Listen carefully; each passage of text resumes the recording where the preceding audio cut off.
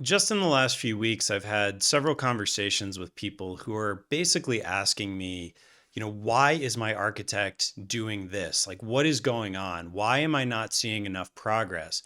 Why are they charging me so much? Why are they not giving me the thing that I'm asking for?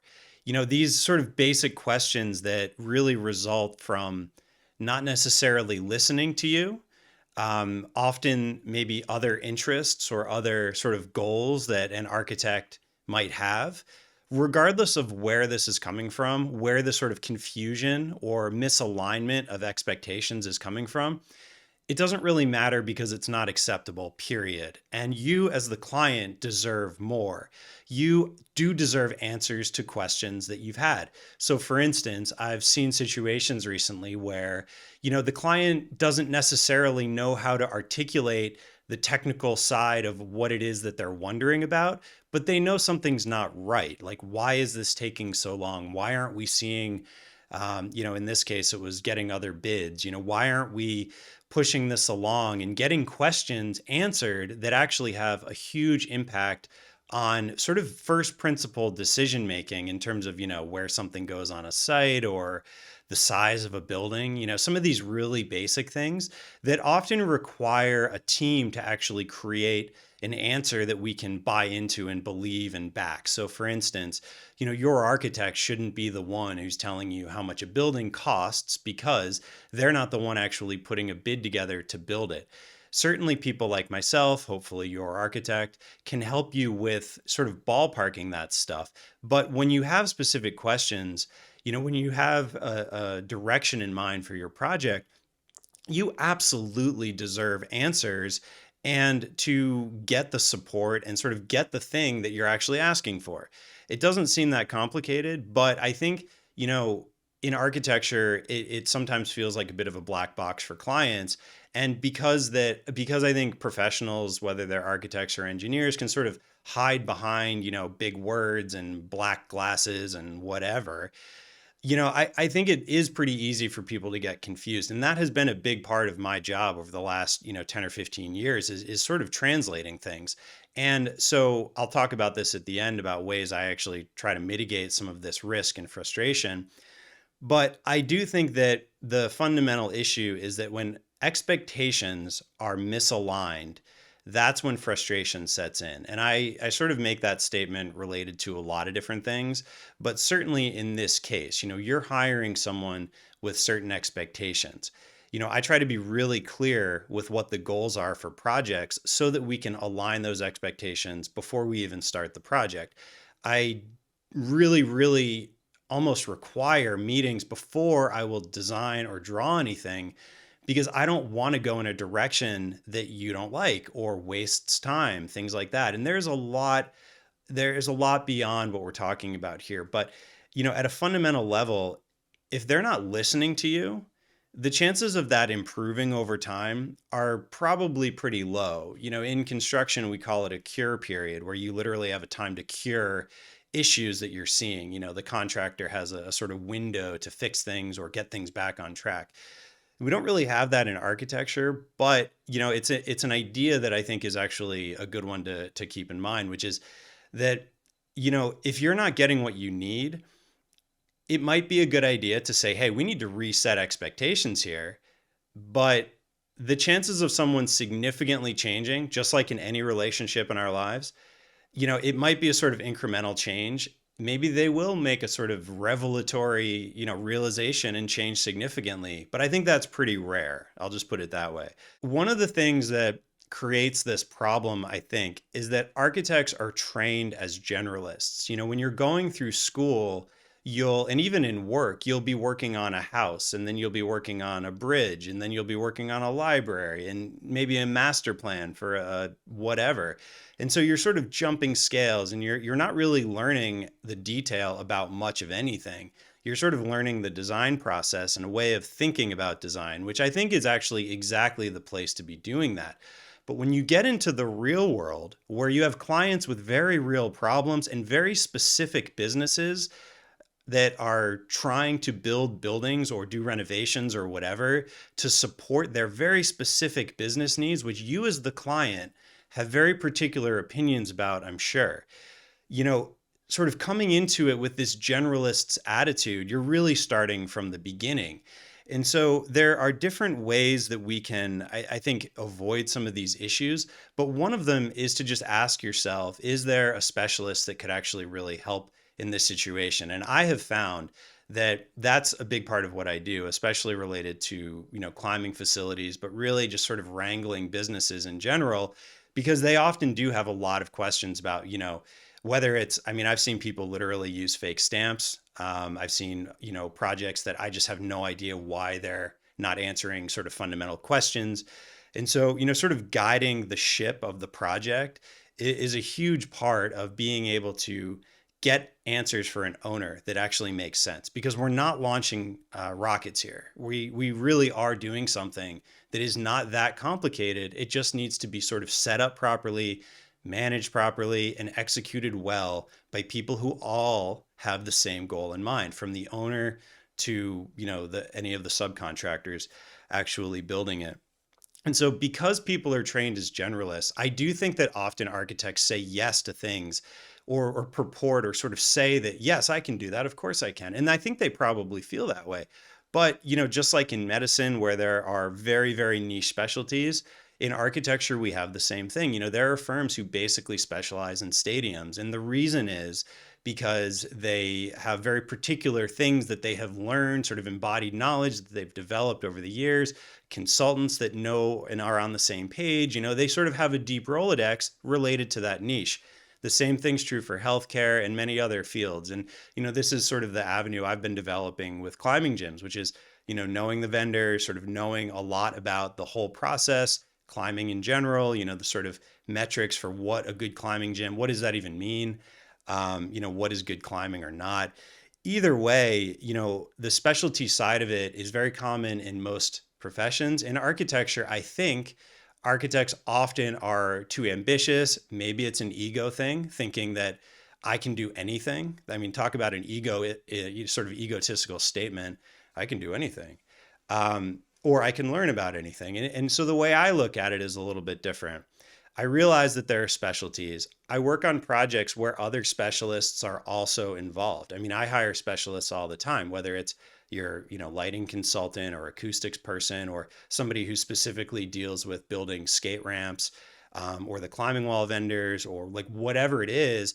I would never purport to be an expert in something else where I know there are experts.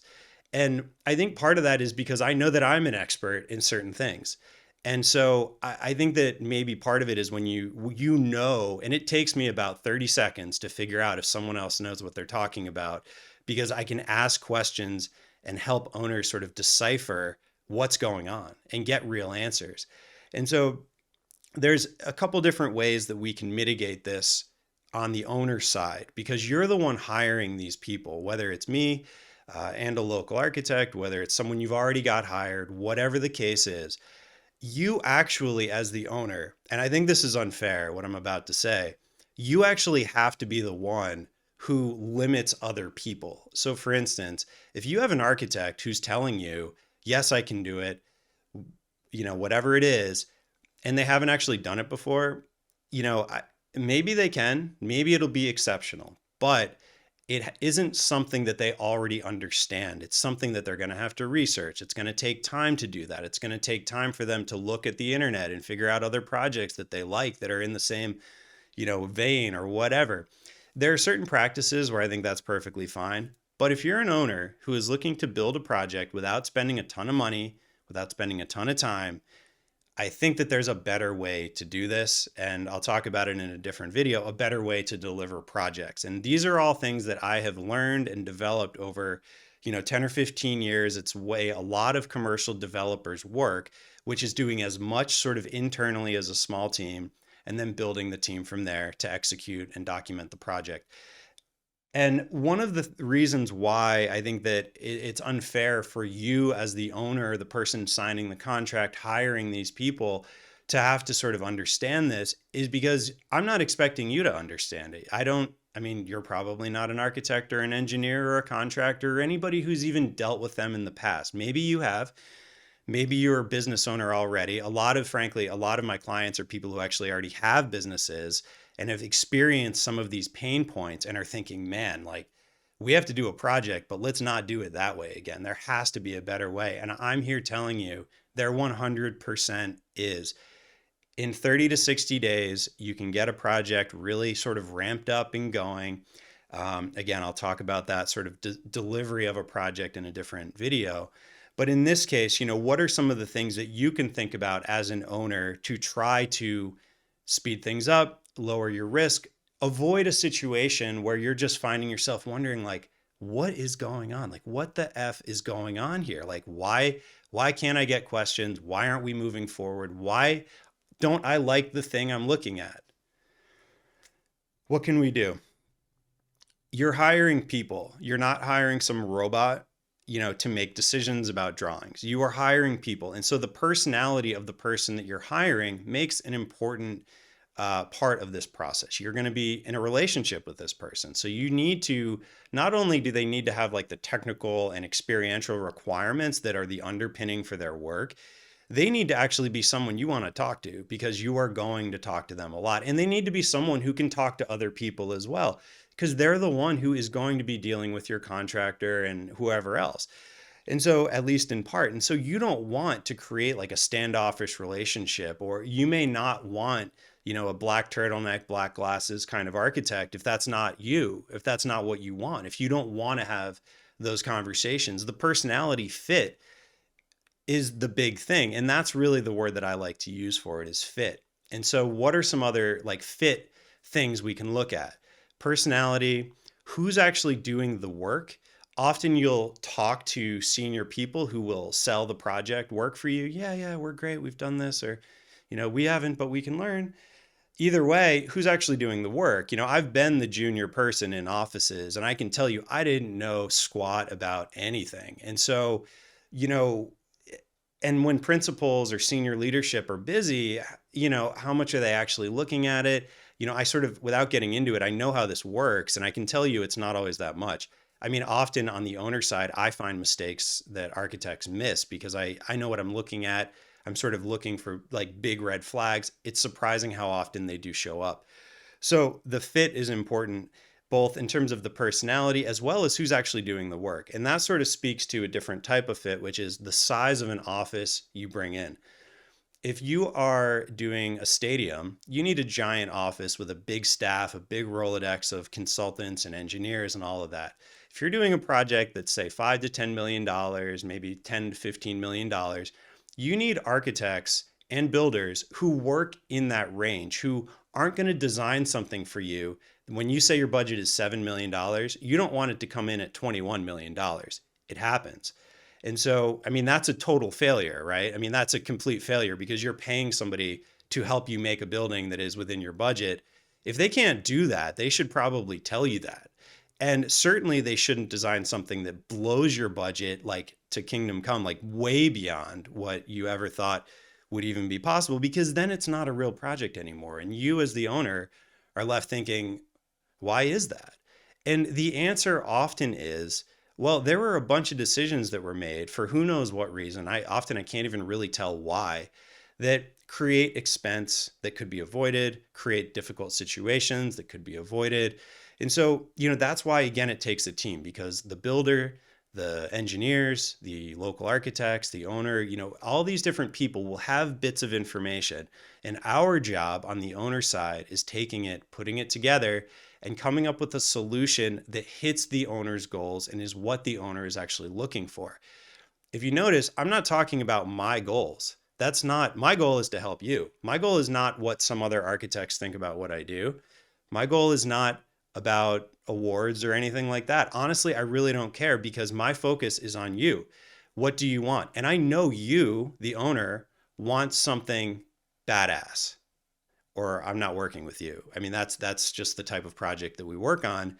So that's what we're both trying to do, period. It's just that simple. But that also speaks to, again, another type of fit, which is style. If you're looking at the work of an architect or whoever, and you don't really like the style, just like their personality changing significantly, their style is not going to change significantly either, probably. And because I think style comes from a way of thinking about things. Like for me, I use the word clean a lot when I think of, I don't think of myself as having a style that like associates with an architectural style as much as a way of looking at things where I want things to be clean because I like it clean. I like clean lines. Clean means less parts, which can mean less expensive sometimes. Sort of, not to go on a tangent, simple can be very expensive, but clean, meaning not overly complicated, not fussy, not finicky, often leads to fairly streamlined design, fairly low cost projects if that's the goal. And budget is always an issue, even in a project that has a huge budget.